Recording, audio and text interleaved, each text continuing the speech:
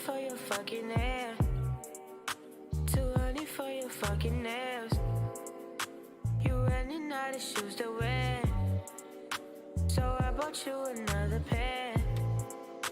Girl, I got you another dress, so bring your ass up down them stairs. I buy you shit because you rare, and plus because you know I care. We ain't even. We just talking right now. I'm listening. I'm talking, but I'm ready. I am ready. Shout out, yeah. Listen, my house. Listen, let me tell y'all. Let me pause this. Let me tell y'all something. For all of my brothers that's out there that's married or in a long-term relationship or plan to be in a long-term relationship or whatever. Slide that over a bit. Or whatever, bro. Outsource the cleaning, Shawnee. It may cost you a little bit. I'm telling you, bro. Outsource the cleaning, bro. This is the joys of almost being 40. Bruh. I tell y'all all the time. Folks be like, man, you pay for anything. No, I pay for convenience. I pay for time. If I got more time and more convenience and less effort, I will pay for it. For the same outcome. And people shutting up. That's what I like. I like silence. That's what I think. You get to a certain age, that's what you really be chasing more than anything. I want peace. Peace, what will it take to me to get my own peace?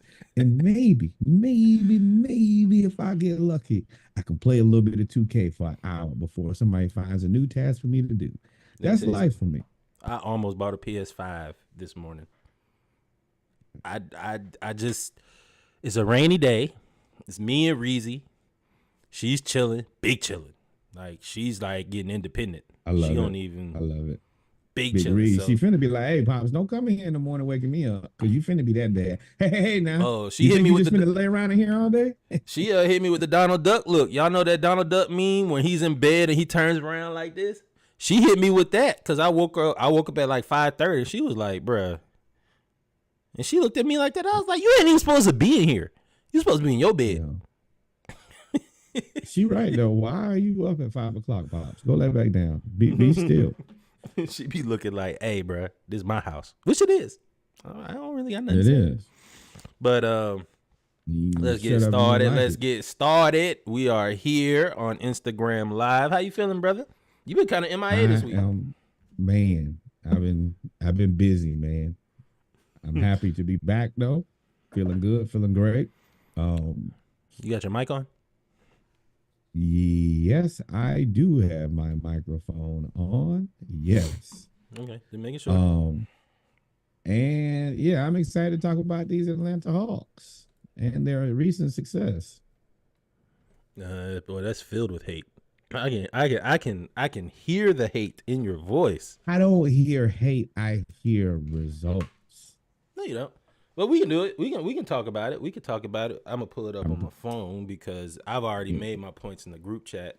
Well, some of them. There's other points that I could make. Hey, pull up. Put your records on, like Corinne Bailey Ray said. But we appreciate y'all for tuning in. Y'all know we gotta post to all the socials. So if y'all take a moment, your boy. Hey man, happy with y'all being here. Like, follow, subscribe. Post one last night. If you didn't know, of course you did, because you watched the game. And before we get into anything, I will say Zion Williamson has played really good basketball lately. Lately. Hey man, I'm not one of those. I think that I get a bad rap for not commending people when they play good, and I think it's the exact opposite. The rest of the world doesn't do it. No. Your rap comes from your disrespecting's loud and your criticisms are loud, but your commendations and your step back is not. I came right on this podcast. Yeah, but that's not unrequested talking about Zion Williamson. Yeah, but your tone and the way you said it was meek and humble, but you're loud and brash when you're talking about somebody being wrong, which is always my issue when it comes to Trey. But with Zion, which a lot of it was warranted because it was from everybody, but you are for your rep, You're very, very volume 10 when somebody's doing wrong, and very, very volume 5 when you're wrong. Well, I'm gonna tell you right now, congratulations, Zion. I've been watching attentively from the crow's nest, and I've been very impressed. Dominant basketball. The Pelicans are playing well. I actually saw them, and saw that we have them on our schedule here pretty soon, and I'm like, damn, that's the game we're probably gonna lose. Smoked. Yeah. Smoked. Now with Jalen Johnson being out, man, that was our Zion neutralizer. Zion, since we're here, has realized that he is 250 pounds. Like, and the fact that he can still jump out of the gym. He still can jump out of the gym, which we're starting to see more and more, and he's healthy. But the fact that he's 250 pounds, when he elevates, there is no stopping him. There is no taking a charge because he's already jumping from outside the dotted line. So you can't get there before he makes his move, and you can't stop him in the air, even though, you really can't change direction in the air. He still can contort his body, and he's 250 pounds. There ain't nothing you can do. I mean, the thing has never been, is he a good basketball player? His availability has been the one thing that nobody could justify. And if you don't play, it doesn't matter how good you are. Like, as good as Paolo is, I think that Zion is better, but Paolo's ability to play regularly shoots him up above Zion to me. And I think that it's also kind of matriculated into the way that the Orlando Magic play basketball. That's the reason they're the 4-5 seed, is because they consistently know that Paolo is going to play. The players around you get to know your own idiosyncrasies, versus where CJ McCollum was like, hey, man, we need our best players to play. So yeah, they won't be the 5 seed for long. I think they'll end up in the play-in. What? They play defense. Yeah, they just got smoked last night by the Knicks. Like they're very everybody outside of Paolo is inconsistent. Hey, we beat them though, 5-2, right? Everybody outside of Paolo on the Magic is inconsistent. I think they started out really games this season. I don't want to step on the fact that they won 52 games. They also started out like 28-4 or something. They started out. Zion has played 50. Oh, Zion has played 52 games. I was saying, they started out like 28-5 or 24-5 or something like that. The Magic, like they were like number 2 in the East. They were number 1 in the East, number 1 or 2 or 3 in the East, because they was up there with OKC in the West. OKC stayed at 1. They dropped to number 4 or 5. They're 8-10 in the last 10 games now. 8-2. And on top of that, like the teams that are below them are the Heat. The Heat are gonna catch them, I think. But I don't think that the 76ers, without Embiid, they 3-7. I don't think that the Pacers make that push. I think the Pacers catch them. I think the Pacers catch them. I gotta see let me pull up what you call. Yeah, I think the Pacers catch them. I think they're safely in the playoffs, barring injury. Well, because if you look out of the top 6 teams, they're all mostly playing good basketball, except for the teams with injuries. Cavs are hurt with no Donovan Mitchell, and the Knicks are hurt with no front court. So I think Miami catches Orlando, and I think the Pacers make a move to catch Orlando, and I think Orlando ends up getting the 7 seed. I think Philly falls to the 8 or 9 and all of that. Oh yeah, definitely 8 or 9. But you think the Pacers don't play enough defense? They're 2 games behind everybody. That 4, 5, 6, 7, 8 range is separated by 2 games. Yeah, but the 76ers are trending downward, 3-7. They lost 3 in a row.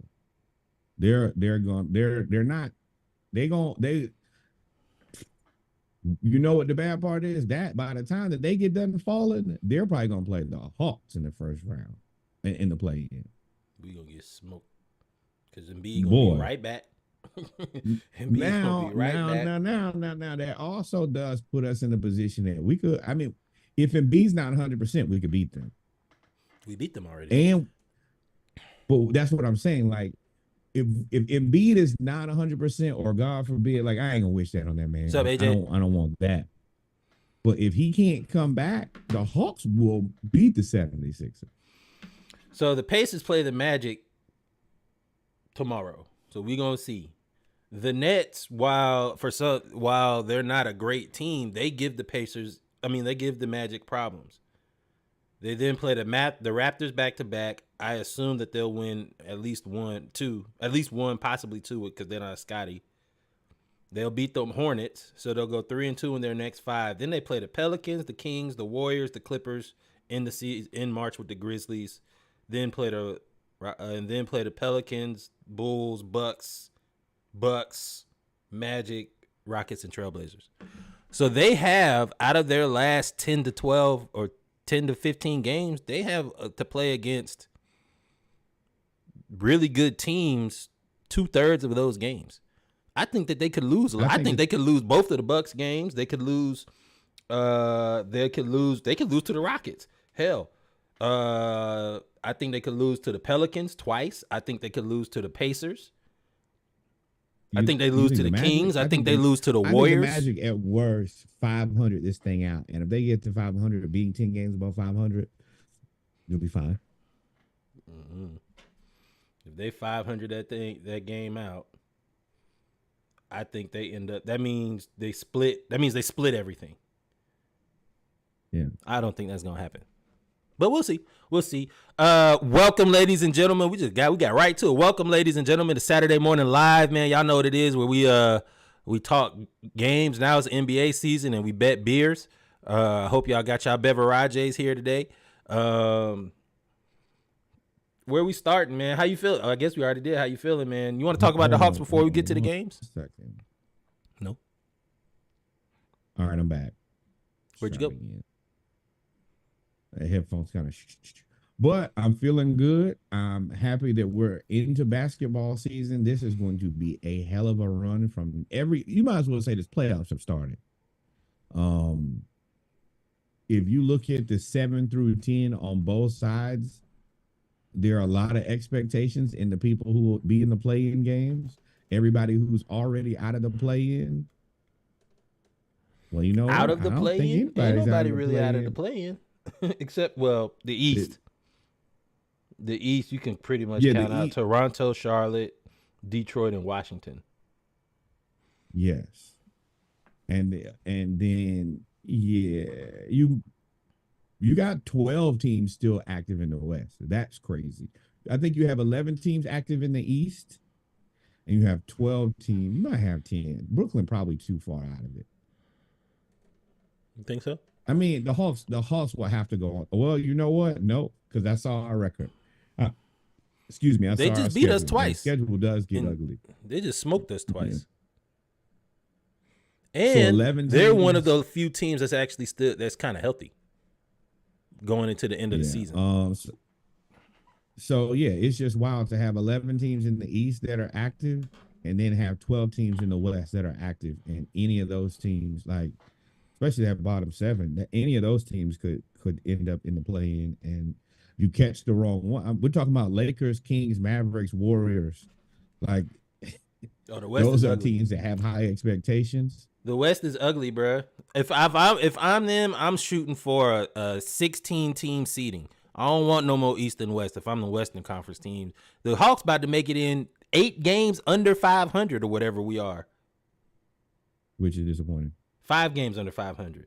Meanwhile, the 10th seed is 33-29. 33-29 in the East gets you to at least the 7th seed.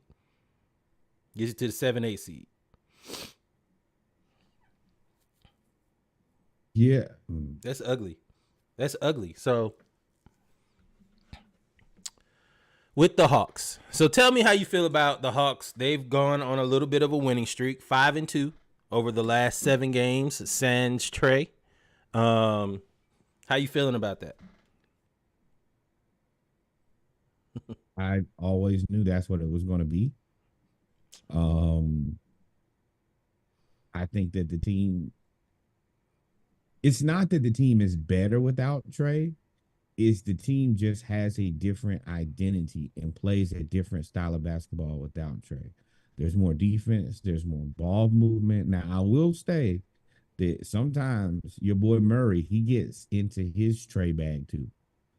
But it's just different when I think now that instead of having Trey be the worst defender, I guess it's probably Bogey who's the worst defender or Sadiq, but they're just better defenders than Trey. So we don't give up 120 points every game. We don't give up 30 points a quarter. Now it's gonna kick me in the ass in about 3 or 4 days with no Jalen Johnson, no Onyeka Okongwu, and then the schedule that we have to play. I've already seen that, and I know that as everything that I say right now is probably going to fall by the wayside. But losing Jalen Johnson, who was an excellent pause here if needed ball mover, the offense even slowed down without him last game, where you don't have the same ability to attack that we had before. The last 7 games, we're 5-2. We played the Magic, the Jazz, the Nets, the Knicks, the Cavs, and the Grizzlies. I think we win. I think the score is either the exact same or we go 6-1 in those 7 games with Trey. Here's why. We played the. Can you hear me? I'll wait till you finish. Can you hear me now? Yes, way better. I had the echo from hell going on in here. All right, so and it was me because it just kept going. So our first game without Trey, we played the Magic. No Paolo, right? Did we win? No. All right, now. Remember you taking that point. Remember you're taking that point. All right. No Paolo, right? Best player on the court, you'd assume, is Paolo, right? No Paolo. We beat the Jazz 124-97. Fair. I think we win that game with Trey. Hold on, but this is the thing. They without they won, we without our one. That's fair game, right? We playing twos. The Magic without you. First off, I'm gonna take the Luka approach. The Magic without Paolo is a worse team than the Hawks without Trey, and it's not even close. It's not even close. It's as close as that score was. Jesus, you disrespect. Okay, that's the point you make with Luka all the time. That you made for about 2 years now. So then we played the Jazz. Fair.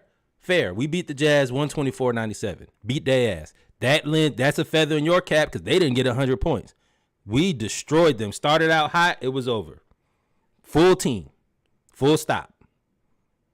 Even though the Jazz suck. Then we played a team. Whoa. The Hawks are 29-34 and the Jazz are 28-34. So if the Jazz suck, then do the Hawks suck? They're the more difficult conference. I know you arguing a point that I didn't make. I never said the Hawks didn't suck. I said the Jazz suck. Okay. All right. Okay. So let me. So if you want to make yourself sound right, that's fine. But the Jazz suck. No. I'm just asking. But when people typically say that another team sucks, the implication is that our team does not suck. Like no way. And that is your interpretation. I can say that. I said during the Falcons season that the Bears suck and we lost to the Bears because we suck. That don't change the fact that they suck. They're terrible. Okay, so you're just saying we both suck. Okay, that's cool. I like context and clarification. Do you? But we'll see. Here we go. Then we played the Nets, a fully healthy Nets team, right? I believe. No, they were missing Cam. They were missing Cam. Not Cam Johnson. The other one. The one that comes off the bench.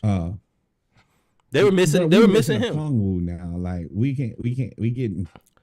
So we got smoked by the Nets twice in a row. Yeah, smoked. They're a better team than us. Are they? Their record doesn't say so. You're right. I don't know. I mean, maybe it's close. You know, it's close. It's close. So Yeah. okay, hey, that's 2 losses that I think we should have won. I want to be very clear because I don't want to get that misconstrued. If you 10 and the person right next to you, yeah, y'all close. 10 and 11, bro. Y'all cousins. Then the Hawks played the Knicks with no Jalen Brunson, no Julius Randle, no, what's the tall dude that ain't played all season? OG. No OG Anunoby, and no Mitchell Robinson. You qualify that? Yes or no?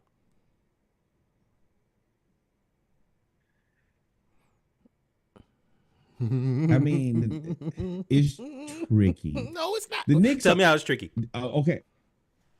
So, like I told you in the group chat, you're right. The Knicks minus those 3 players, you're right.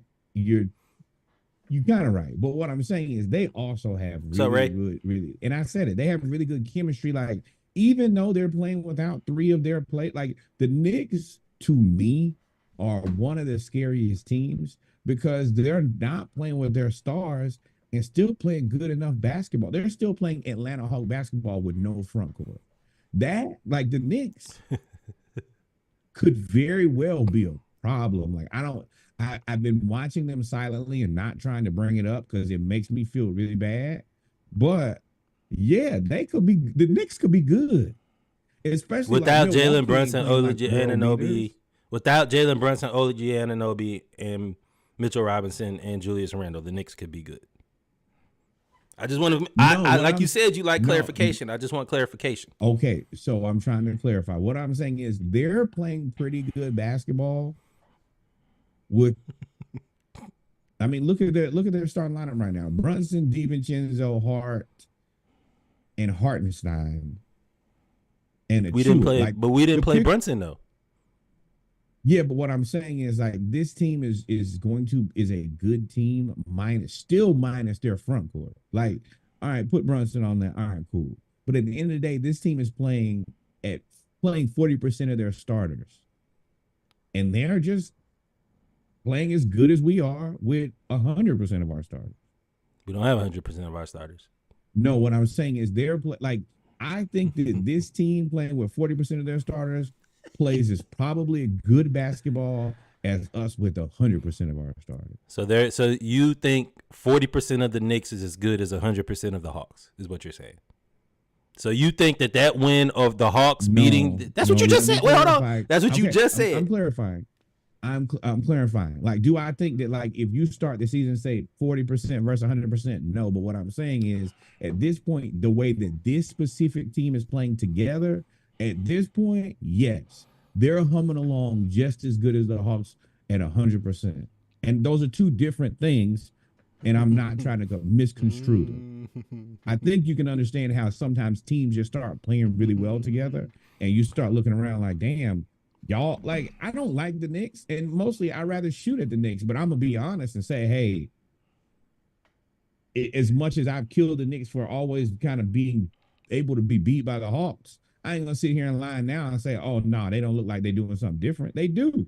I ain't never said nothing like what I said in the chat like that before. But it's real. I see it. So that's a lot of words. So you think the Hawks beating the Knicks minus 4 starters is a quality win?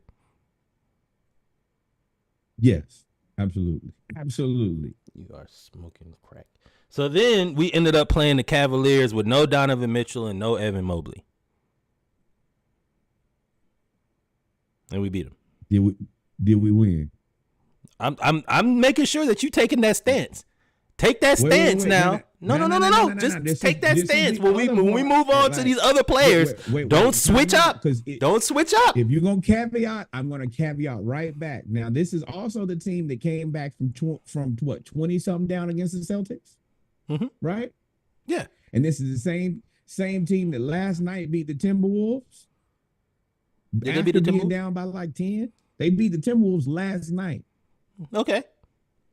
So yeah, you're like, that's an accomplishment. If you can beat the Celtics, who are arguably the best team in the NBA, and like just come back from 20 down and then beat the Timberwolves And Nas Reed had 31 points last night. They're gonna mess around. Karl Anthony Towns gonna be out of there. I'm gonna tell you that right now. Oh, that's right. They beat the Timberwolves, no cat. But that's fine. So you no. Nas Reed career high. It took overtime. whatever. No cat. That's still no cat. That's a big deal for them. But hey, that's fine. Quality win. So your quality win is Knicks minus 4 starters, Cavs minus Donovan Mitchell and Evan Mobley. 2 quality wins. Right?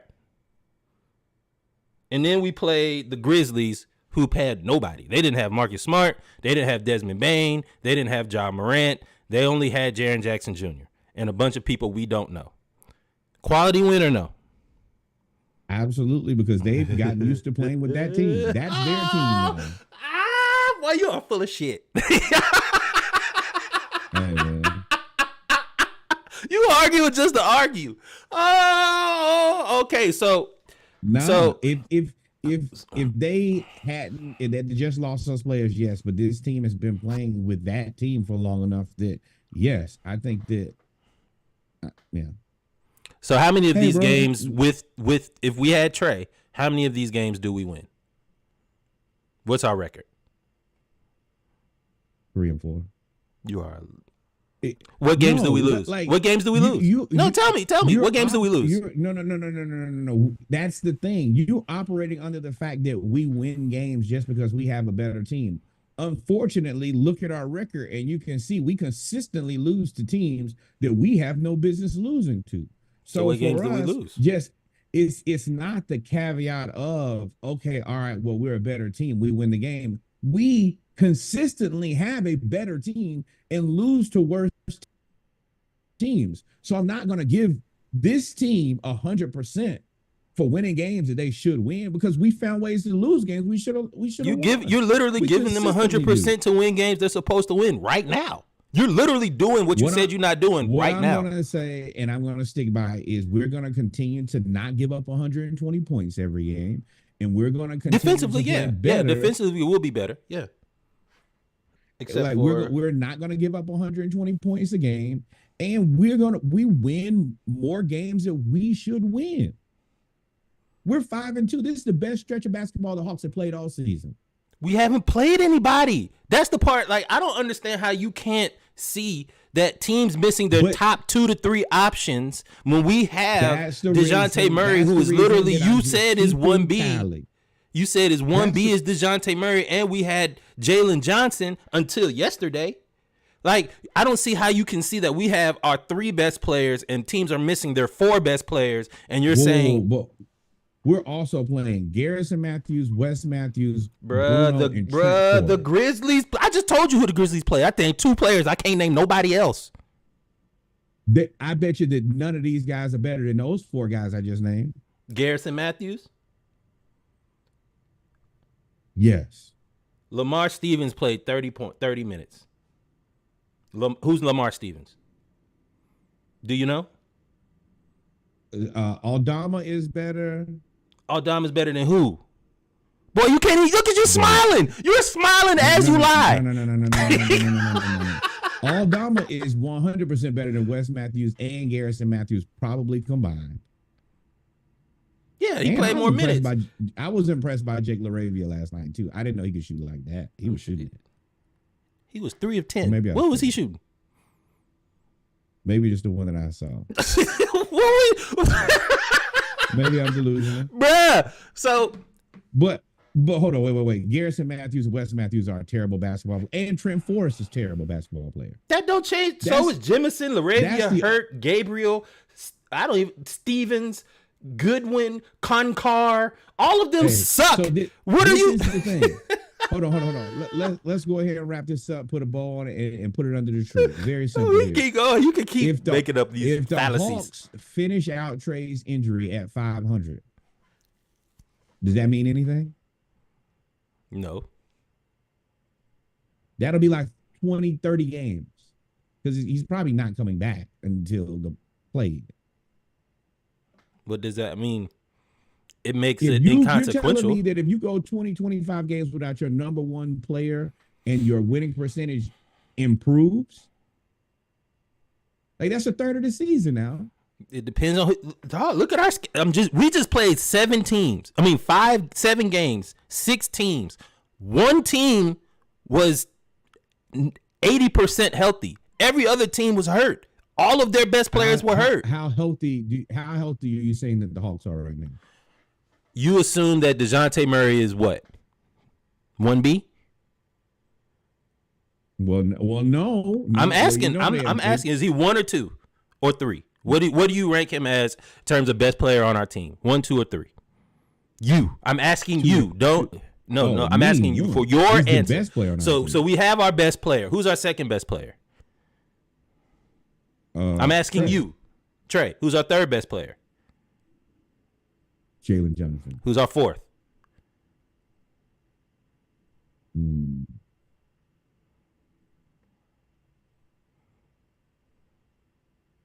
Tied for Hunter and Capella. I can't pick. They have different. Better than Bogey. I thought you were going to say Bogey. Fine. So, okay. They're 4 and 5. Who's our sixth? Bogey? Bogey, yeah. So we're missing, out of our top 6 players, we're missing number 2. Oh, no. Wait. Oh. I'm just asking, brother. It's tricky because I'm sure it is. Okongwu is right there. I think that Okongwu might not be better, but he might be more valuable. I think he's probably more valuable to me than Bogey. But that's because I don't like the. So where is he ahead of Bogey or behind Bogey? Bogey's a better basketball player. Okongwu is more important to us winning basketball games. You just said DeJounte is number 1, Trey is number 2, yes. Jalen's number 3, Capella and DeAndre Hunter are 4 and 5. Who's number 6? Like I said, Bogey is a better basketball player. So Bogey's number 6.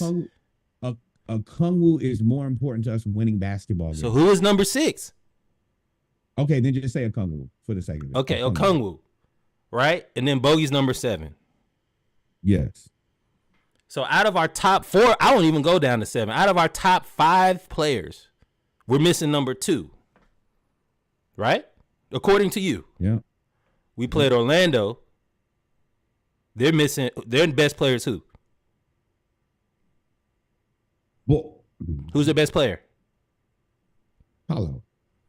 We beat Cleveland. Who's their best player? Spider. Who's the number 2?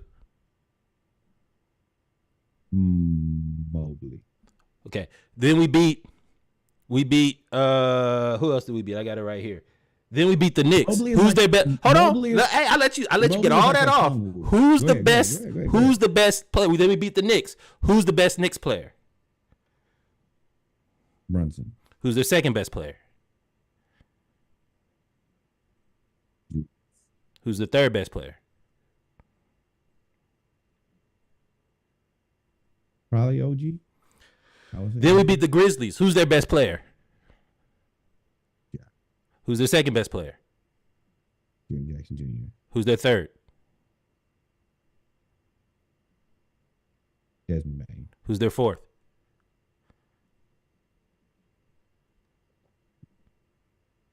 Smart, maybe.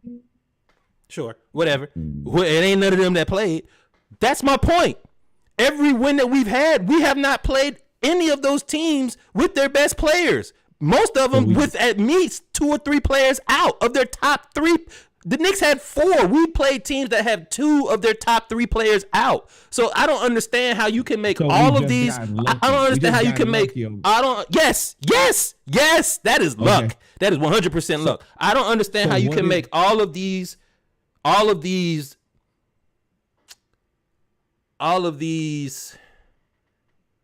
don't want to say excuses, but I think they're excuses. All these excuses for Luka, but then you don't make any for anybody, but then you hold everybody else accountable. So what is it? As an engineer, as you are, what is an appropriate sample size for you to feel more comfortable that this team just consistently plays better without they're number one. Well, okay, if you want to go the names, engineering 15 scientific route, names. well, you can't have you can have the sample size all you want to, but if the conditions aren't the same at each point of the experiment, then the experiment is null and void, brother. So that's how the scientific method works. There's never enough amount of games for you to determine if the team plays better with it. Bro, they could play 100 games against the Knicks, and if the Knicks have 4 players out of their top 5, they're gonna win 95% of those games. All right, so we can agree to disagree. I'm gonna tell you that if this team can go 500 through the end of the season without their number one guy, then yeah, we should I don't know what else you need to say. Man, and I could imagine like if the team even played the same, we're not trying to outscore teams by scoring 140 points anymore. We're playing decent team basketball. Get everybody I do agree. Involved. I agree. We're playing in terms of playing defense. We are 100% playing better defense. 100. It's not even close. But to say that we're 5-2 without Trey, and then not talk about all the teams that have missed all of those. And the point what kind of bothers me is that you'll make the direct opposite point when arguing against Trey. Right? You'll make all the points I'm making, all the points. You keep whatever tally you want to. All the points I'm making right now, you make for Luka. Every time we talk about him. Every single time. Numbers lie. I mean, men lie, women lie. Numbers do not lie. If you if you want 25 games without your number one, then yeah, it probably is time for you to. Could you imagine if we actually had another player or $40 million?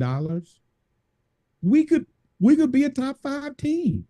I'm a firm believer that every team that's 10 or more, if they had $40 million in a top player, they would be a top 5 team. Literally every team. No. What I'm saying is if you remove Trey and you give me $40 million to either buy 2 players or to pay 1 superstar, then yes, I think that this is a top 5 team. And like I said, this is with Quinn Snyder coaching against the team. He consistently picks the worst players to play, which is mind-boggling to me. But he does it anyway, and they still win. I don't know what the hell I almost called him Garrison Hurst. Garrison Matthews brings to the court. He don't play offense. The same as Garrison Hurst. He just be out there running around, tripping people, and then had the nerve a couple games ago to get a technical foul. I'm like, bro, you and his faded ass beard barely on this team. Could have kept give him Hell Snell for that. Give him some. Hey, bring back Tony Snell. I was just thinking to myself, where is my boy? What's the one that tore his hamstring off the yeah, he's out. That was Solomon Hill. Yeah. He done retired. He got a kid. He done got married. I mean, I follow him on Instagram. Me too. All of those players are better than what Wes Matthews looked like. He on vacation. He looked like every guy we've ever gotten. He looks just like Lou Will. He looks just like Rondo. Now we got he know he at the end of his career. Patty Mills was our backup point guard. Who's now at the Heat. And they about to make a deep run. No. That was a great pickup for the Heat. Great pickup. He just didn't belong in Atlanta. No, we could have had. Well, they didn't believe in Kobe Bupkin at first because he was hurt. They didn't believe in his development. His shot really wasn't falling when he was healthy. And then he went down to the G League. They gave him the same Gatorade that they gave Jalen Johnson. And now he's out. He had like a triple-double with 40 points or whatever. Kind of like, what's the light-skinned dude that we cut? Everybody who goes to the Skyhawks. That's the worst part is they go down to the Skyhawks and be like, oh, you think I'm chump? And go down there and destroy whoever. It's unfortunate. And I think to myself a lot, boy, the College Park Skyhawks really have had a really good team. Every year. Jalen Johnson down there, Okongwu down there. They had Sharif down there. They had Kobe down there. AJ Griffin. You keep forgetting about what's the dude, the light skinned dude that we Lundy, Chef. Before him. Okay, you had the light skinned guard that now plays in Portland. You also had the other guard, Terrence. You're talking about. We had two guards that were what's his averaging 30 name? points. I can They see did the his double face. behind the back move. God, I can't remember his name. But that I don't understand that. I feel like that has something to do kind of like with baseball. I've said my point on that, my piece. I won't get into it. I won't go too far into that point. But that's like baseball to me. They're trying to hoard assets for future moves. And because there's no way that all of those players can go down to average a triple-double. That means we're the only team in the G League where the players average a triple-double, every single one. And it's impossible. But you're trying to hold control over that asset. And if they play high, But we don't play them. That's what I'm saying. You send them down to the G League, kind of like the pros in the major leagues send the number one pick who was 15-0 in college or high school to the minors, and then they could control them for an extra year. It's the same thing to me. That's the same, because if you play them in the pros and they end up playing well, you're going to have to pay them sooner. And the risk is that they get picked up off the team. Which just happened. Manage every young asset. There are teams that are better than us that play their rookies. There are teams that are worse than us that play their rookies. We're the only team that, hey, you're gonna come to Atlanta Hawks. You're not playing as a rookie. And we ruined Cam Reddish. I don't care what y'all say. We ruined Cam Reddish. We ruined him. They played really well against the Nets. I'm telling you, when we made that run, Cam played really well against the Nets. Because that's when Kevin Durant and Kyrie were there. And James Harden, they was like, hey, these guys are pretty good. You remember that game? We watched that game. Cam, DeAndre Hunter, John Collins, and Trey, and Bogey went off. And that was kind of the announcement that, hey, we're here. And then we ended up making that run to these conference finals. But Nate just didn't play him no more after that game. He had like 28 points. Cam Reddish is highly inconsistent. I like Cam Reddish a lot. He used to be honestly one of my favorite players. That was really supposed to be the lineup. You couldn't tell me he wasn't going to be fire. It was supposed to be Trey at the 1, Cam at the 2, Hunter at the 3, Collins at the 4, Capella at the 5, Bogey off the bench. That was supposed to be the hellacious 6. But Cam Reddish, and Kevin Huerter. But Cam Reddish just couldn't consistently play basketball. I was just talking to a dude on Instagram. It's been probably a month, and I'm waiting on him to hit me back because he was like, Cam Reddish is a really good basketball player. He's a really good basketball player. I said, hey, bro, I've watched this everywhere that he's gone. He can be a really good basketball player. You remember coming out of that class, he was the guy that everybody was most afraid of. Including Anthony Edwards. Anthony Edwards was like, but he kept getting hurt. I think he was in the wrong system. He can't play consistent. Like the Knicks, that was a bad situation. Now, I do blame that part on the Hawks. They sent him to Siberia. But if you can't get no burn with the Blazers, who needed a guard, and now to me, Lakers, I see I look at it as the David Carr effect. David Carr would have been a good quarterback, in my opinion, somewhere else. But when you go to Houston and you get sacked 85 times in 1 year, and everybody's like, that's 5 sacks a game. I'm like, yes. But y'all got to understand, or it's really 6 sacks a game. But y'all got to understand that with the David Carr situation, you also get hit. You also, when you throw the ball away, that's still a hit. So what I'm saying is when you put in a bad situation, and you don't have time to develop and grow, you become a journeyman. It happens all the time. And unfortunately, he was there with Lloyd, who was bad asset management.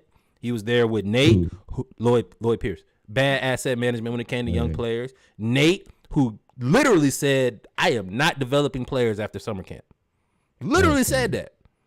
And we had a team full of young players. And that's why you playing. LP is the only person that, like, he say what you want to about his in-game coaching. He really is the reason that all of these players have developed to wherever they are. Because after that, it's like their development stopped immediately. That's the reason Hunter never learned how to pass, is he didn't get another summer. Never learned how to pass. Cam never learned how to play defense. He just quit playing defense. Herder Cam is just inconsistent, man. He could be a really good basketball player. That's the reason he was such a good 2K basketball player. All his measurables are there. Another Bo Outlaw. For him, it's somewhere between his personal mental fortitude to stay playing consistent. And yeah, it's just like, to me, and it's IQ. Like, if you look at Cam Reddish and look at other guys, he's the guy that you're looking for. He just doesn't show up consistently enough for you to be like, oh, I want to give this guy some money. Like, Cam Reddish he's not a $20 million player. He's probably a $12 to $15 million player in a $30 to $35 million player's body. That's the issue. I really want that. If you really look at it, Cam Reddish and DeAndre Hunter, they're 35. They have $35 million player bodies. Pause if needed. And they only are about, Cam is about a $15 million player, and Hunter is probably about a $22 million player. Yeah, we won't. I just think Cam, if he would have gone to any other situation, like, I'm gonna say any other, because the opposite of that is I was gonna say the Warriors, but it's really not the Warriors, because they tried to do the same thing the Hawks did in terms of win now and develop later. But if he would have gone to a better coached situation, I think it's kind of like Herder. Herder ended up being further along because he was mentally stronger, right? Because Herder was deer in headlights when he was with Lloyd Pierce and with Nate. That was the biggest knock on Herder. It was like, man, you always look scared. Kevin Herder is tricky though, because say what you want to, he's basically still the same person. We just didn't cheap out on him. It's not like as much as you want to say like he went to Sacramento and got substantially better. He didn't. No. Kevin Herder is actually our argument for me. He's the same person. He just went to a better situation. I think if if he would have gone to a better, like you said, the Knicks was awful. Going to the Knicks, even the Knicks players was like, yo, why will you not play Cam Reddish? Nah, he had 1,140 points last year. That's more than it's a lot more than it. Now he probably on pace for that again. Yeah, I mean, he probably just shooting more shots, but he's shooting more shots because you're not. Man. Now, to put a bow on this Hawks discussion, I do agree that this does show if there's any good that comes out of playing these teams, whether they have whoever they have or not. Trey, you already in these trade rumors. Quinn already said don't trade DeJounte. DeJounte done had a career high 3 times this year. 3. You gonna have to step back and either be mature or be a baby. You can be a baby and say, they don't like me, they don't want me, I can't do this, I can't get better, and you can go somewhere else and you can hope to team up with Victor Wembanyama, or you can hope to team up with another star. I'm sure the Bucks would, I don't know if the Bucks would take you a Dame, but I'm sure like a team that has an established big man would take you as the point guard to run pick and roll all day. Or you can play team basketball the way that DeJounte plays. Because DeJounte ain't better than Trey. I think DeJounte just plays better basketball than Trey. And DeJounte actually called him out. And it's ironic that after he called him out, Trey got hurt. Right after he got hurt. You remember that? When he said, the guy's like, dang, man, DeJounte responded to the Twitter dude and said, but we practice one way, then we get in the game, all we do is this, that, and the third. Like, and it's seen on everybody else. When you do something like that, there's only one way for you to respond. I gotta say, there's 2 ways, Trey. 2 ways to respond. You either get down or lay down, brother. At the end of the day, that's what it is. And this is the thing. Like, we give Trey a lot of credit for these assists. No, you don't. You give him no credit. DeJounte huh? No, you don't. You don't give him no credit. Yes, I do. I say he's the best facilitator in the NBA. But I also believe that most good point guards are going to average 9, 10, 11 assists on this team. And DeJounte Murray, since Trey has been out, has done right around that. Has he? I don't know. I think he's at 7 or 6. I think Trey, when he plays correctly. Versus the Raptors, 7 assists. Magic, 11 assists. Jazz, 11 assists. Nets, 5 assists. Nets, 11 assists. Knicks, 6 assists. Cavs, 9 assists. 44. Last night, Grizzlies, 6 assists. 55. That's 44, 53. That's right about 9, 60. 10 assists a game. That is 60 divided by 7 is 8 point some assists. So, yeah. Somewhere in there. 8 point. Yeah, 9 assists. I think Trey, if he were to play the way that DeJounte plays, I think he would get 15 guard.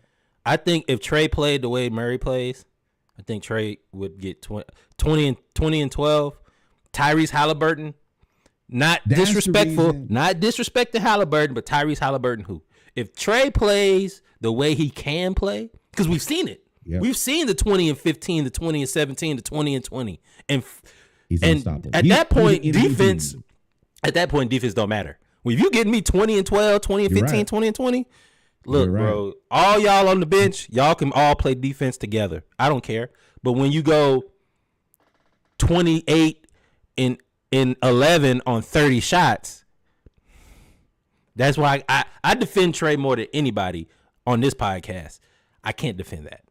I can't defend it. I can't defend 5 and 2 playing good basketball. I can defend who we played because I still believe that we would have gone 5 and 2, 6 and 1, 7 and 0 with Trey playing these teams without their best players. But I can't defend the good basketball. I can't defend that. I can't defend it. I try. And 30-point quarters just gone. Gone. 97. We haven't allowed 120 points except for one time. We allowed it against the Nets, and I knew that was gonna happen because the Nets were they came out and we had just they weren't missing. Law of averages. We had just beat the Jazz 127. It was the same for score. A team that regularly gives up 100, like 120 is the baseline. We're more trying to keep it below 130 to one game. Oh man, that's a fundamental change in basketball. Now you're right. Have we had a good string of playing teams that are not 100% sure? But I mean, if you take away Jalen Johnson, Kungwu, and Trey, we ain't rolling out our. I looked at one point. It was DeAndre Hunter and the others. I said, "Oh my God, what are we doing?" Yeah. Now the Matthews brothers. The Memphis game was nasty. The Memphis game. If DeJounte ain't go, that was it. Because DeAndre was out there playing 1-on-4 when I was looking at the stats. I was like, "Dang, DeAndre, you 1 for 11, like a 1 for 8. What are you doing?" Then I looked at the game tape. Because I was like, "Bro." You see who they had him out there playing again? Jared Jackson Jr. Had him balled in the paint.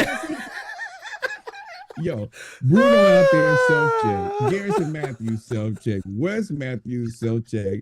And I forgot who else they had out there. And I'm looking like, bro, he don't deserve Bruno it. Fernando?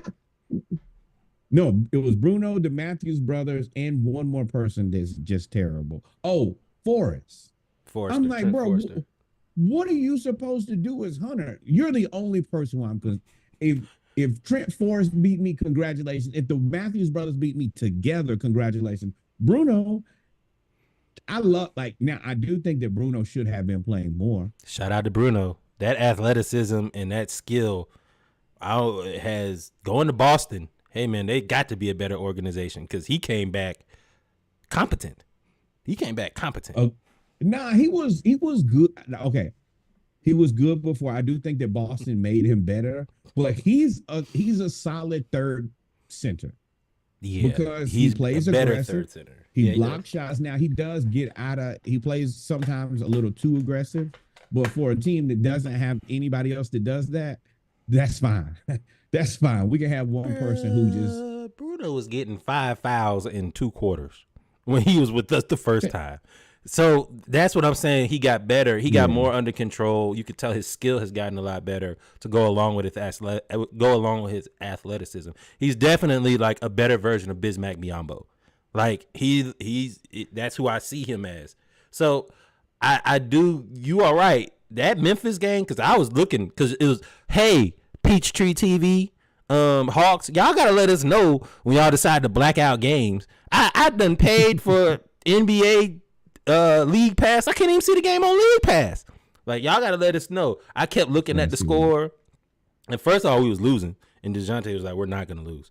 And then I kept looking at the shooting percentages. I was like, bruh, DeAndre Hunter is back to being terrible. And then I looked at the tape, the highlights. I was like, bruh, it's 4 people guarding him. They are doing a boxing one on DeAndre Hunter. The only other person I'm concerned about maybe scoring is Garrison Matthews because he can shoot the 3. But I'm not afraid of West because Jaren Jackson Jr. will fix anything in the paint. Trent Forrest, no. Bruno, no. Hunter, I'm just going to, him. Don't let him score. So, but we found we're playing better basketball. I don't care what anybody says. If you watch the Atlanta Hawks all season, it's the best basketball we played. Playing better defensively. I do agree with that. Offensively, I think. But that's the thing. We played offense, and offense ain't been working, bro. Eventually, you have to be like, you know what? Maybe let's play a little bit less offense and play some defense. The defensive numbers are down in terms of allowing points, but also the offensive numbers are down.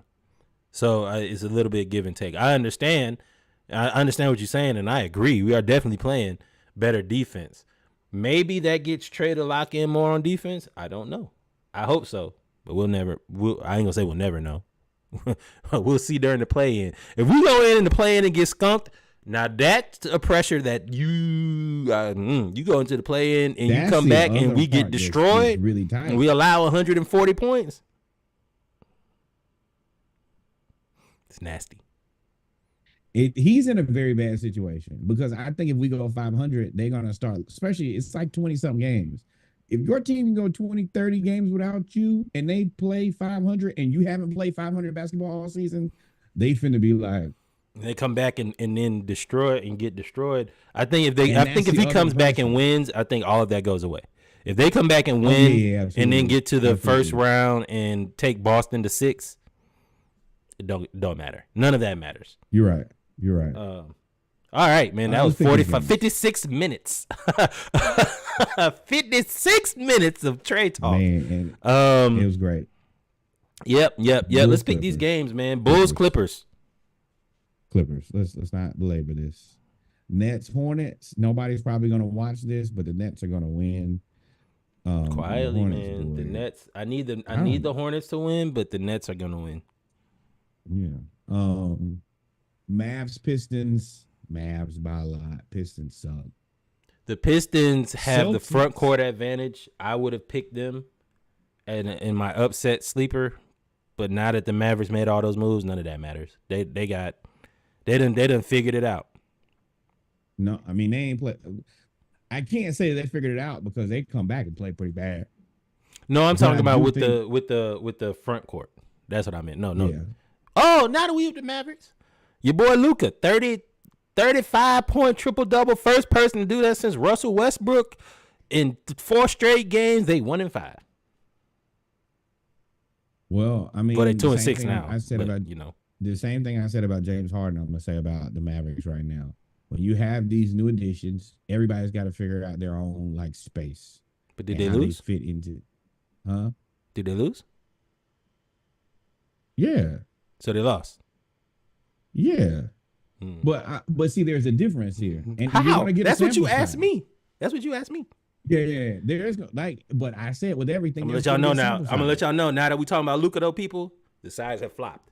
Literally, you're gonna see the same points made on the other side. Go ahead though. Tell me. You're gonna get the rest of the season. Now, if they look like this for the rest of the season, then you're right, Luka. This is all for naught. But I don't think that they're gonna continue to play 1-6, 2-7 basketball. No, I think that they're gonna turn it around, and then they're gonna make a push to try to get out of the play-in. And I think that anybody who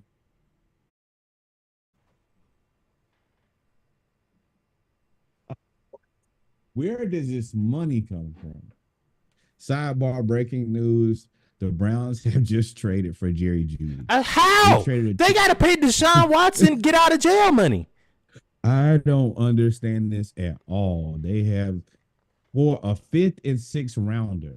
Oh, are you looking at your phone? Because you froze. iPad. Oh, my God. You froze, though. Yeah, Jerry Jeudy to the Browns. What's up, Sneaky? What's up, AJ?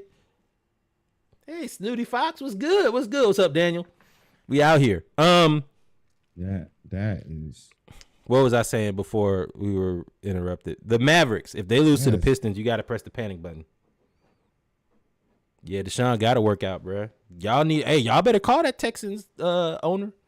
Y'all better get as many masseuses to Cleveland as possible. How? You got Amari Cooper, you got Nick Chubb, you got Deshaun Watson, Myles Garrett. You got that whole defense.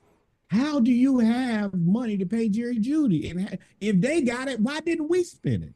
Jerry Jeudy's still on his rookie contract. And they got him for a 5th and 6th round pick. Could you imagine if we had Jerry Jeudy? If that was our last? That was our number 2. That's little Calvin Ridley right there. You run really good routes. Exactly. He just can't catch. But if he can ever learn how to catch, he's a problem. Mavericks but over you Pistons. Ain't got to you got to think. Chubb is the first option. You still got Njoku over there too. Out there looking like the Predator. Yeah. Yeah, he burned that face up and burned the NFL up while y'all playing. They made fun of him. He showed y'all and said, bet. But back to this. It's the game of Saturday, Celtics versus Suns. Suns are an incomplete team trying to complete a season. The Celtics. Suns ain't nothing but a spades hand. They ain't nothing but 3 in the possible. We don't know who else gonna play well for them. You got the 3. You got 2 in the possible. Because you don't know if Bill gonna play. So it's really 2 in the possible. You surely don't. Against the Celtics. Don't know if Bradley Beal is gonna play. And yes, the Celtics blew the game to started to. Yeah, that's another queen of something. Another jack of spades right there. Might make that walk. It's a jack of hearts on the if them boys get out, now I can make this walk. Yeah, if I can run my spades, if I can run Kevin Durant and Devin Booker and if that queen of spades or that 10 of spades walk, which is Bradley Beal, yeah, Bo might get you. Him is just getting shots. If you get him shots, he shoot like 70%. He shoot like 60% for the year. He kind of. But the Celtics are too good, man. What I did see them collapse against Cleveland. That had nothing to do with Cleveland. That Dean got hot, which is fair. That had nothing to do with Cleveland. They were destroying Cleveland. It wasn't close. Jaylen Brown, they have figured out that Jaylen Brown is only good in the first half. So he's going to get you 25 points in the first half. He's going to get all his stats in the first half. He may get you 35 for the game, but he's going to get 25 in the first 2 quarters. And then it's going to be Jason Tatum, and Porzingis has realized he's 7'3". He done dunked on so many people the last 2-3 games. I was like, y'all just need to punch him in the stomach. Just punch him in the stomach. Now, you can't let him. You'll break him. Yeah, that's what I'm talking about. Break him. Break it. Whatever. Don't matter. Pause him necessarily. Yeah. That's always like this team is very similar to the bubble Lakers team to me. If you can stay healthy, sure. But what's the chances that Kristaps Porzingis can play from now until the end of June? Until the end of June without an injury. That's your season in a nutshell. So let me ask you this. Charles Barkley made a statement that everybody killed and says was stupid, except for me. When I heard it, I was like, He said, because the way that they play Derek. What's that point guard? Derek White at the 1. No, I'm sorry. They play him at whatever. They play him at the guard. The other guard is Drew Holiday. So your defense is straight. Your forwards, of course, are Jalen and are the J's, J and J. Mm-hmm. Charles Barkley said you should start Al Horford and bring Kristaps off the bench. When you take Jalen out or you take Tatum out, or whoever you take out of the starting lineup, along with Horford, you bring in Kristaps. While a lot of people said, hey, nah, you paying him all that money, and money-wise, it does not make sense. But from a keeping Kristaps healthy vantage point to getting him the shots that he really needs and the looks that he needs, I don't think that's a bad idea. You don't have to necessarily, because the players want to start games for all types of different reasons. But just start him and just first sub out. I'll go in. Like, it's the same thing that we do with Trey. He come in, he plays, and then he's typically like the first one to go out. He sit down for 2 minutes and he go right back into the game. Like, I understand having basically two of your three best players on the floor at all times, kind of in a rotation, and then close the game out with everybody. That makes perfect sense to me because you maintain your offensive potency. That's where I think it does do them a disservice to not have a better point guard, because due to the fact that they don't have a facilitator, those two guys got to earn all of their buckets while they're on the court, and they don't have that third person except at the end of the game. But if you had a better point guard that could facilitate, then you could help those two guys get easier points so they have more energy at the end of the game. Yeah, but you sacrifice defense, and the way that they're set up with Drew Holiday, they may have the best defensive backcourt in the league. It's not really. Oh, not dogs. It's not really. I'm trying to think of the East and the West. I think they have the best defensive backcourt in the league, and I don't really think it's close. I don't know if anybody close. I think maybe if you look at the forward position, you look at Minnesota, but in terms of the backcourt, I don't know. And I would rather. We just talked about defense with the Hawks. I would rather have that at 48-14 and take my chances versus. But the issue with that is you probably have some of the most limited backcourt scoring production in the NBA. I know that. I really look more at their bench. Their bench is just. I mean, Peyton Pritchard, cool. The tall guy that doesn't really run out for threes, he just do this. That's cool. Yeah, like Derek White gonna give you 12. Derek White, boy. Talk about finding the perfect place. Talking about finding the perfect place. Drew definitely is taking a step back. Drew was averaging 20 something against Yeah. So yeah, Trey is outscoring them by himself. And they're out defensing our whole team. Handily. Because what, Trey is at 28 and they at 24 combined, 25 combined? Yeah, but they're also better than every defensive player on our team. Every player on our team. They're better defensively by themselves. But that's the reason I'm saying you need to, points are cool, but defense is winning the game. But you're right. They probably do have the best offensive. I mean, they have the best defensive backcourt. They probably have one of the worst offensive front courts. Hell, the majority of these teams have at least one guy averaging about that many points. I mean, they got two. No, I mean, yeah, you talking about in the backcourt? No, majority teams don't have somebody averaging that. 27? The majority of teams don't have somebody averaging 27 in the backcourt. Who don't?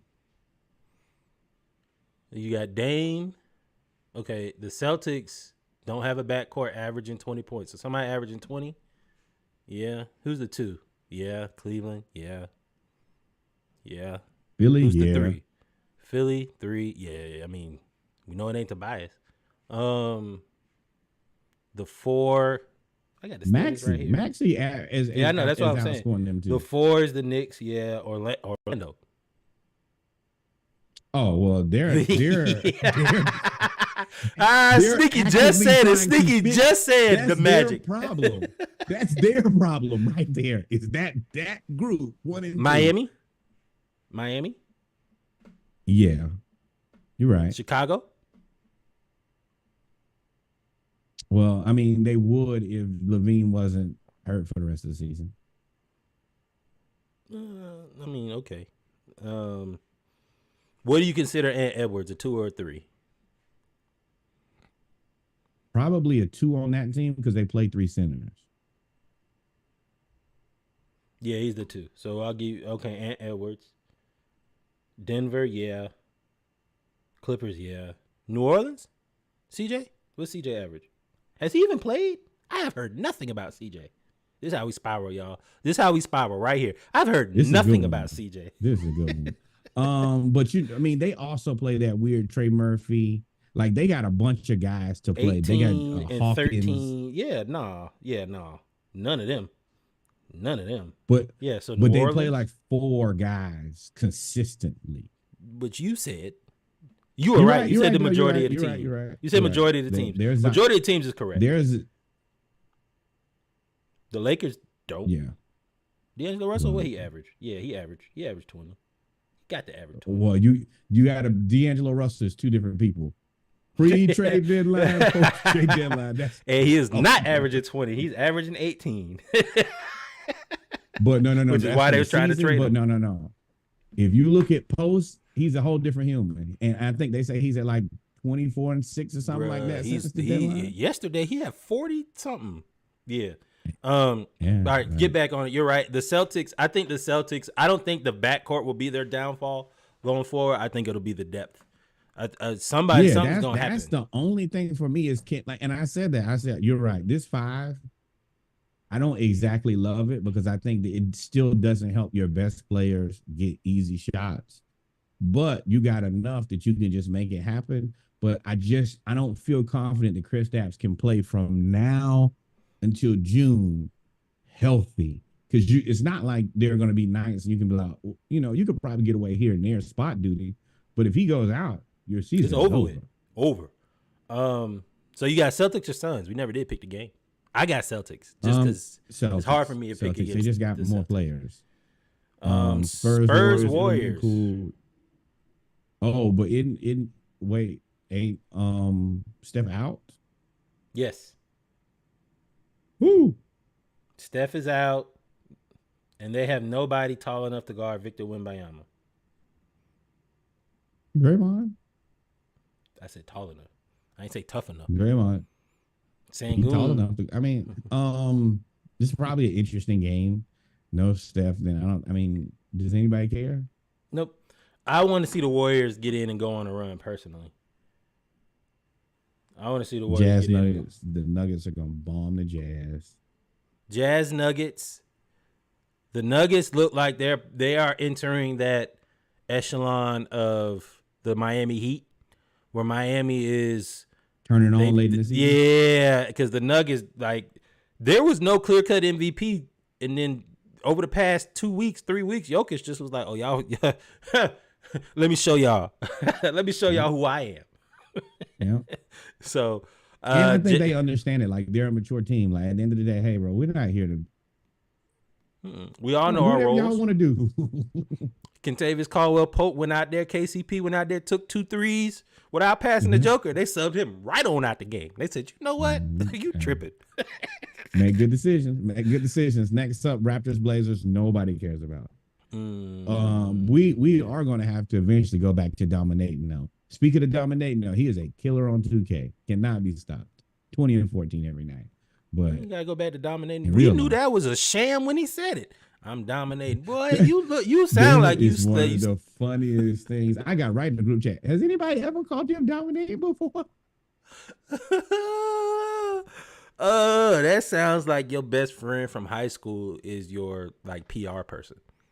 Like dominating, that'll get them. Like what, bruh? They don't even. I was about to say something. Portland ain't really the most friendly to us anyway. And you gonna go out there with a terrible name? You know what? He's in the Cam Reddish, DeAndre Hunter bucket to me. Which is worse because he's the number 1 pick. Yeah, but a 40.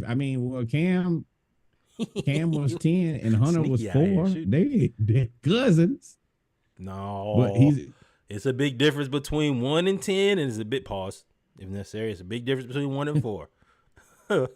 You're right, sure, but at the end of the day, the reason I say that is he's got a $50 million player body. He's probably a $25 million player. 50 mil? Oh, a year? Yeah.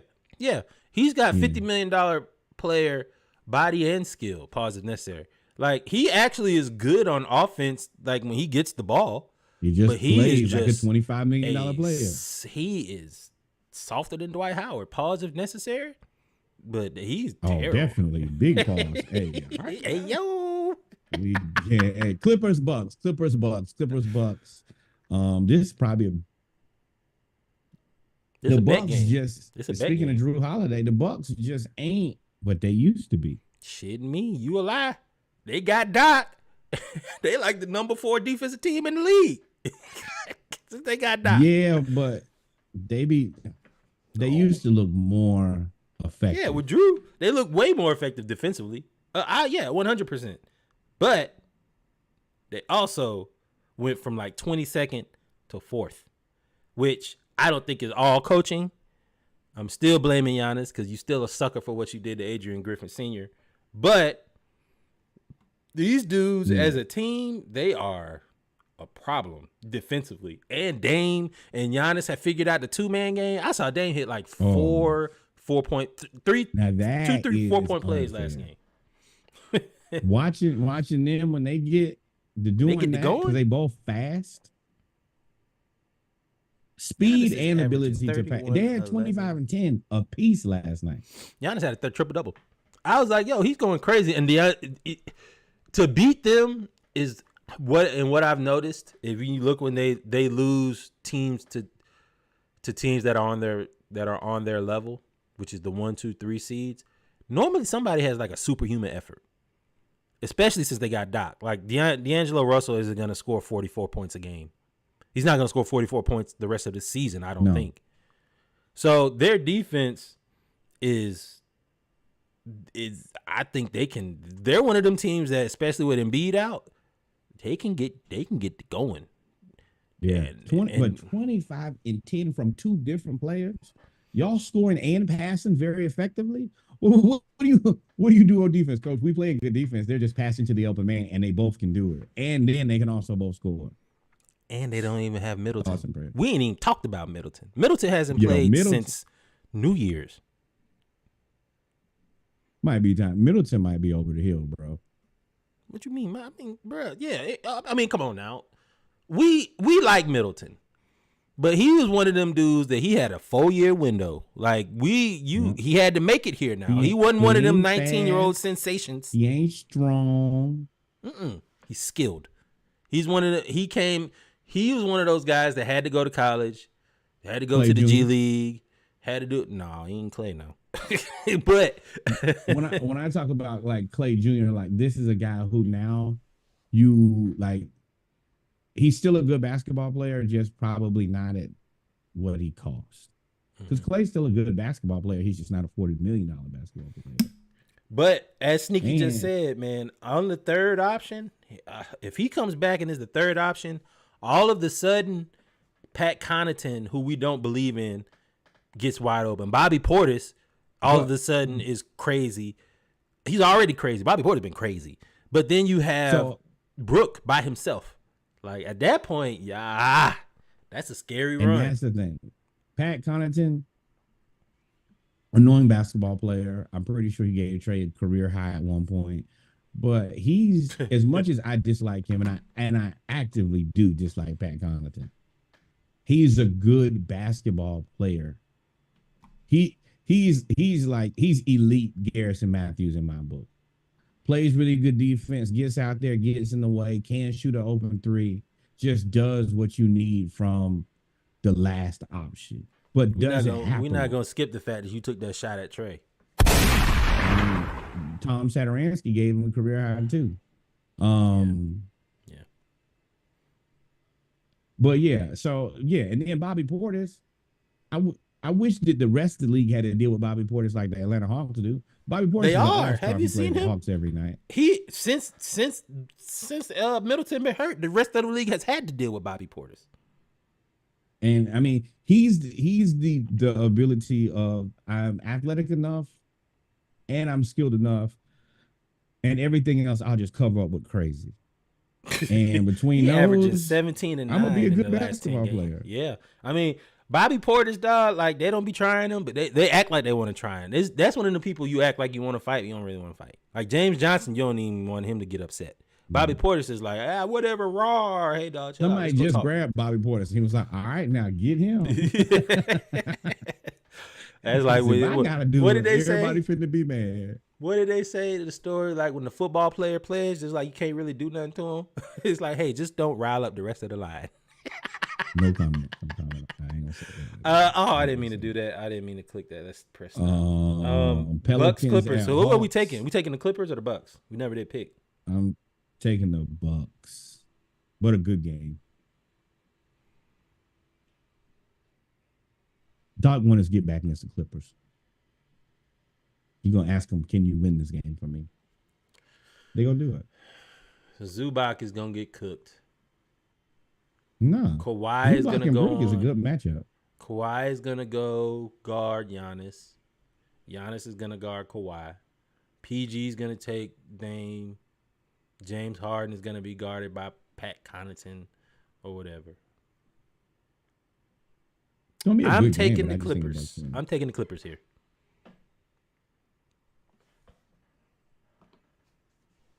All right, say less. 6-pack. Yeah. Yeah, let's do it. Norwood, Bucks, Reg, Clippers, Hawks, 6-pack. Pelicans. Next up, Let's go Wizards Hawks. versus I'm picking this Oh. because of my heart. My head tells me that the Pelicans are going to destroy us. My heart tells me that the Hawks are going to win. Who finna stop Zion? Nobody. No Kungwu and no Jalen Johnson and no chance. They may beat up by 30. Troy Murphy going to go crazy. hate Wizards, it. Heat. Yeah. Nobody cares. I mean, the Heat. The Heat are getting going. They should be pretty good. Oh, The Heat are Damon's in gonna town. smack. Yeah, they're gonna beat the Wizards. Shout out to Duncan The Robinson. Wizards are just toast. Pacers, Magic. Magic. This is a really good game. This is the I one got to really I got sit the down and Pacers. enjoy yourself. I already know. I'm taking the Pacers. Follow available. Yes, but also so is Halliburton. So you're taking that Magic backcourt against Halliburton.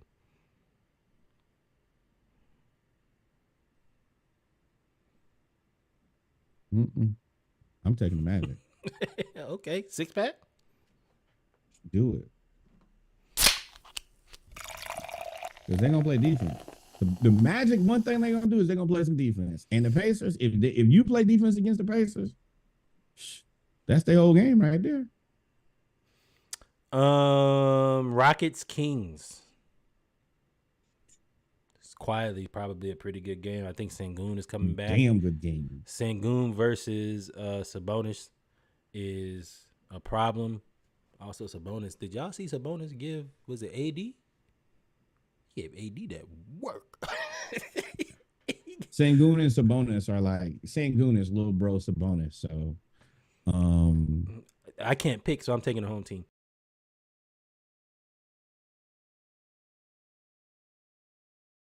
versus Knicks, I'm taking the Knicks. No Embiid, no Sixers.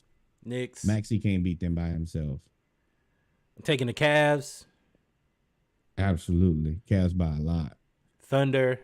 Thunder by a lot. Y'all can't beat the Hawks. You surely can't beat the Thunder. This Timberwolves Lakers game is intriguing. 'Cause Anthony Davis is another one. Him and Zion, they heard y'all. All that you don't play, you made of glass, you fat, you eat at the table, you don't want to play, all of that stuff. Both of them have played a lot, and Anthony Davis, I think, is in the mix for Defensive Player of the Year this year. Oh yeah, absolutely. But the thing is, like that you can't prove people wrong until you get all the way to the end. You can't play all these regular season games and then get to the playoffs and get hurt. So you got to play through the whole season. Now, if you play through the whole season, then you're right. At that point, people have to shut up. But if you don't, then you right back there. And I mean, Anthony Davis played his ass off last night, but he also looked like a shoulder injury last night. I was really wondering myself, do NBA players get hurt that much? Like every game? Yeah. I mean, as soft as we say the NBA is now, I mean, they still be getting beat up, especially in the paint. Like guards, I don't think so. I think guards can just be, I mean, look at you can chill. But in the paint, that's like being an offensive lineman. You gonna get hit every time down the court, front and back. Pause if necessary. I'm talking about defense and offense. Yo, my boy. Defense and offense. You, especially Anthony Davis. Sengun is a bonus with the Dobo. Right, but that ain't adobo. Where's Sengun from? He from Turkey, bro. That ain't not use no adobo in Turkey. Little curry. Yeah. You know what I mean? Frankincense and myrrh. Little turmeric. A little turmeric. Definitely turmeric. A little turmeric. That's his name, the Big Turmeric. Big Toom. So that's who we. Who you picking? Timberwolves or Lakers? I am always going to pick Ant Edwards. Ant Edwards to me is the next Michael Jordan. I actually went and did the science on this. His trajectory, his next step in order to be the next Michael Jordan is to become a defensive stalwart. Because he is looking like he's making plays like Jordan in the 80s plays. He's dunking over people. He's blocking the shots at the time. That might be the greatest chase down block since LeBron's finals block. Yeah, and I mean when you literally hit your head on the rim, it puts and your shoulder on the backboard. He hit his head on the rim, shoulder on the backboard, and got up and told y'all, I'm that dude. And then said, hey, this is the highest I think I've ever jumped. And I'm 21. Like I'm gonna get better. Like I'm gonna get stronger. Yeah. Like it's a problem, man. I'm going with them because of their defense. That's the only reason I'm really going with them. So no game is bad on Saturday, but Sunday fun day. Okay. Sunday fun day. Pacers Magic. Well, the draft's coming up soon. That's NFL? about 3 weeks, yeah. And I'm gonna tell you, boy, these mock drafts looking crazier and crazier. Boy. I don't know. Listen, shout out to the NFL because they are obviously in cahoots with all of the front offices to give out all of the misinformation all at the same time and as much as possible, especially the Falcons, because we have been linked to Baker Mayfield, Kirk Cousins, Justin Fields, Jaden Daniels. What is Tampa Drake doing with Baker May Mayfield? Taking the Like, obviously they believe more of what I believe than what you believe. They like, bro, I understand that you had a good season last year, but don't forget now, your sample size is more than 1 year. And I keep looking around like, and he keep getting linked to more and more teams. I'm like, oh, Russell Wilson, and because out there. At first he wasn't really high on the free agent, like best free agent list, because I think that most people just assumed that Tampa was going to sign him the next day or two, and now it's like, well, I think they still sign him. There's no way that Mike Evans resigns and you don't bring back Baker. You think they're I feel working like out the contract right now? Yeah. If I'm Mike Evans, I'm letting y'all know, right? If I'm Mike Evans and I had one of my best statistical years since being with Tom Brady, y'all better sign that man if you want me to come back here. Otherwise, I'm going to take $8 million and I'm going to go to Kansas City. He's already signed. I know, which means that tells me that they told there's definitely some demands that were in that contract. Like, hey, y'all don't bring no Kyle Trask out here. Y'all better get Baker. Better get him. Russell Wilson is it's just weird to me that like you know that you don't know. You assume that that you got me saying Kyle Trask, that Baker and Mike Evans are package deal. Then why leave this time where speculation can you also got to sign other people too. Like they got a lot of cap roster management to do as well. You're right. Russell they Wilson, probably got a handshake deal too. Like, and I'll be honest, Baker, it's in your best interest not to take all the money. Go ahead, get your nice little retirement home out there in Tampa. You ain't in Miami. You ain't got to pay Miami prices. Yeah, chill out. Baker, I liked you a lot, and I liked you when everybody else hated you. But let me tell you this. Don't play yourself and think that don't Daniel Dimes yourself. If you know that you need Saquon to win, then y'all sign Saquon first. Then y'all can talk to me about my money. But because this could either be your last stop for a while, or it can be or you can have a next stop very soon. if you make sure that they get that defense together and they already got Mike Evans, and if you can get your like what you kind of need, then you could probably stay in Tampa for 6-7 years. If you want to get there and take up all the money, you're gonna be out of Tampa in 2 years. 2. Tampa don't be wasting no time.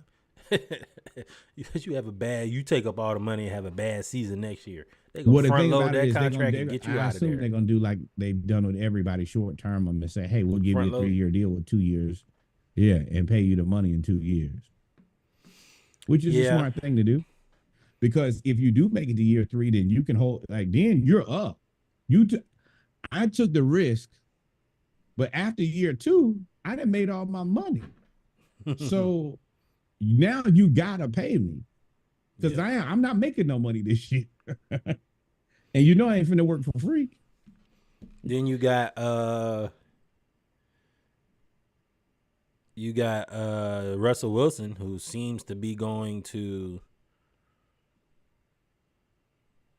I don't know, Oakland. Don't know where he or going. Pittsburgh. You heard he met with the Giants. Man, all I know is that all y'all Falcons fans that want Russell Wilson, he's never coming to Atlanta, bro. Never. He's never coming to Atlanta.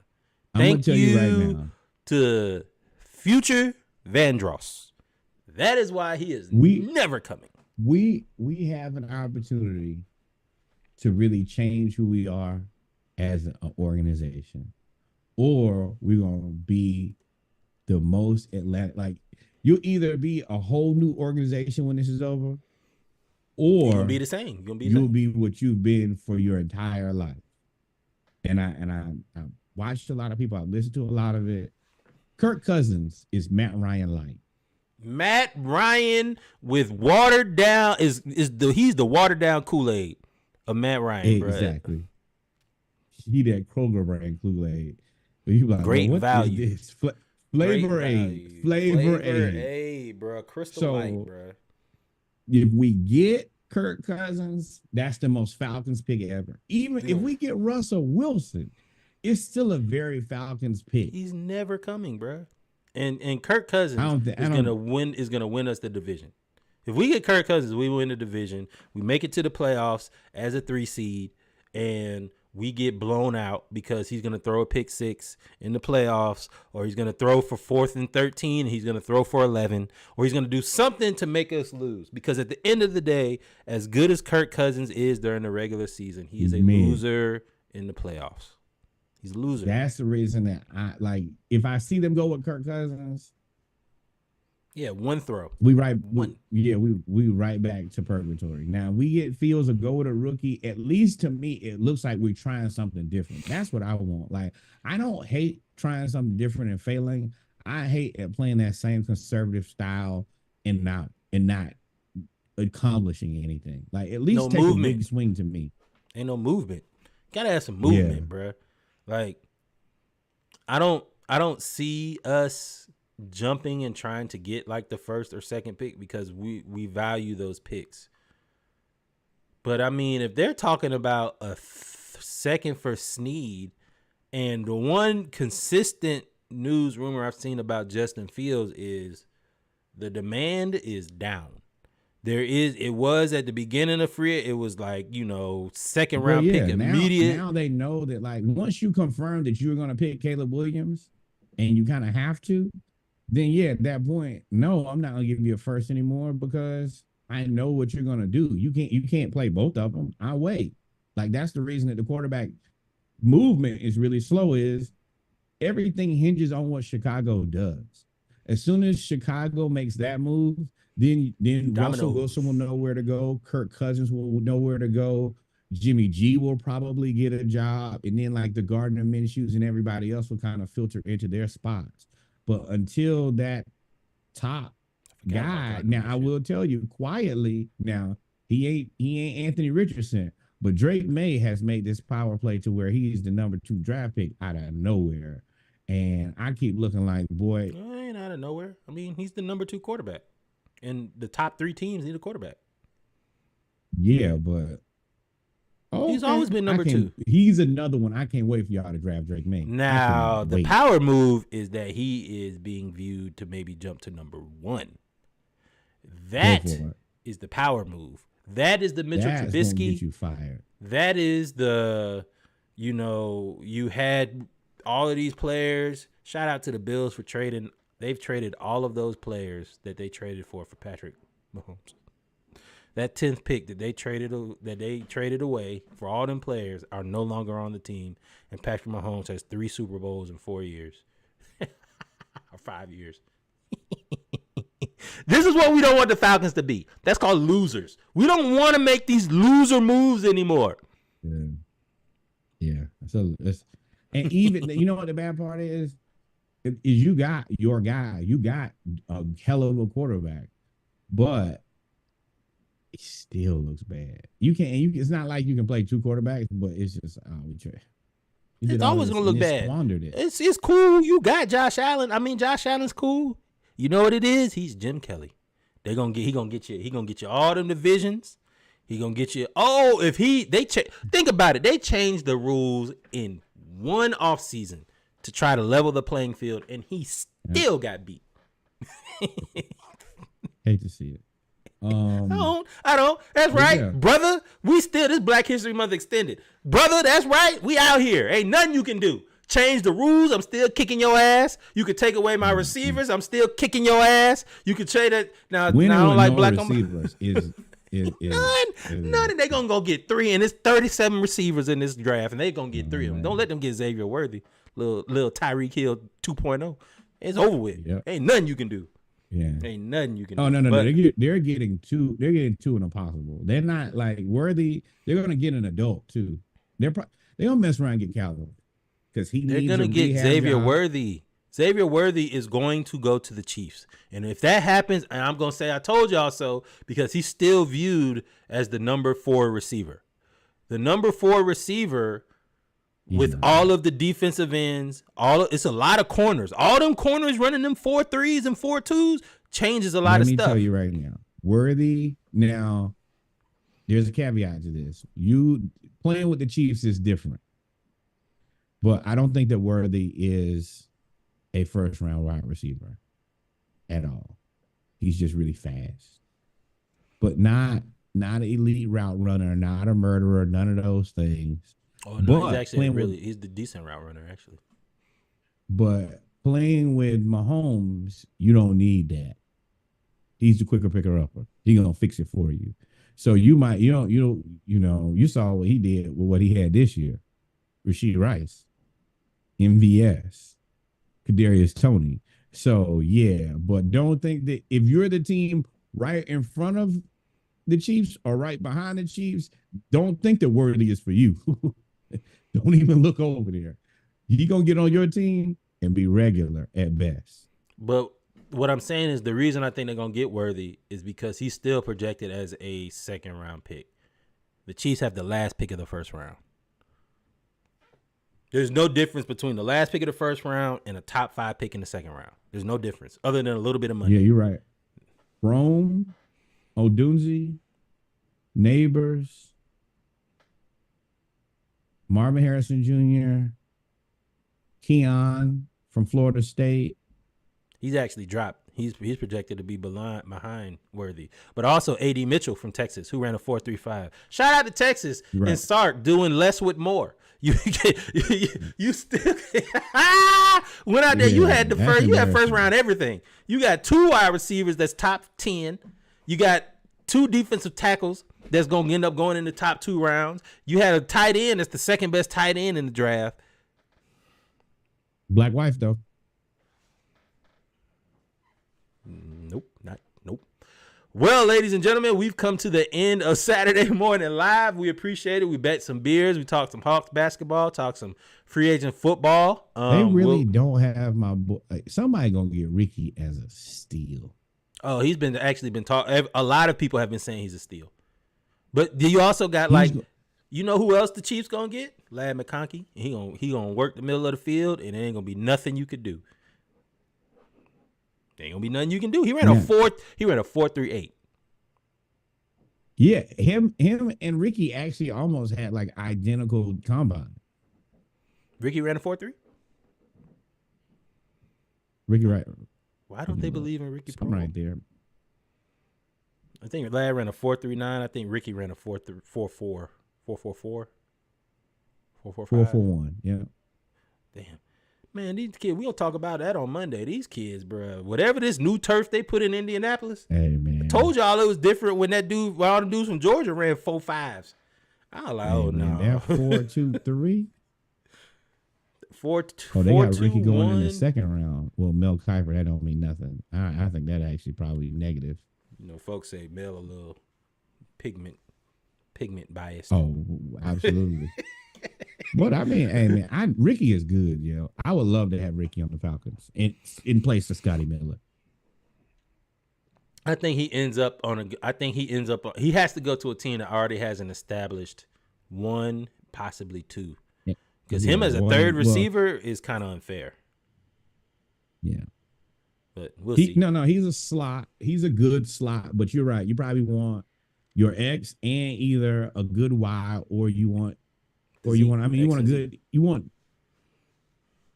to be your third option. But like in the same way, like where we already got Drake and Kyle Pitts, he would actually be really good for us because then you really we need a Z. We need a Z. I mean, we need a Z, and then you could probably go get him in later in the draft, yeah. But we need a Z. But we'll see. I don't know. I gotta go look at the Rams offense. We need a quarterback. We need a quarterback. I think Mac Hollins played good enough if you have a legitimate quarterback. I think Mac Hollins is a really, really good blocking wide receiver.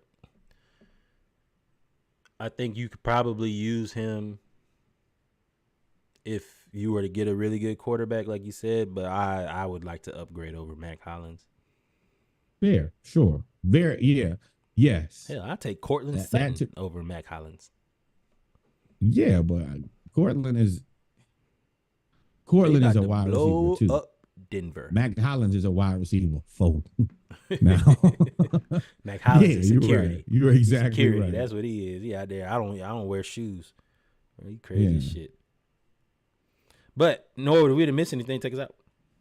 We did not miss anything because we never do. Thank you guys for rocking with us on the extended Saturday morning live. Had a lot of good Hawks talk, a lot of good draft talk, NBA talk. Thank you guys for rocking with us. Reggie's confused about something, and of course, Cortland Sutton's on a 4-year, $60 million contract.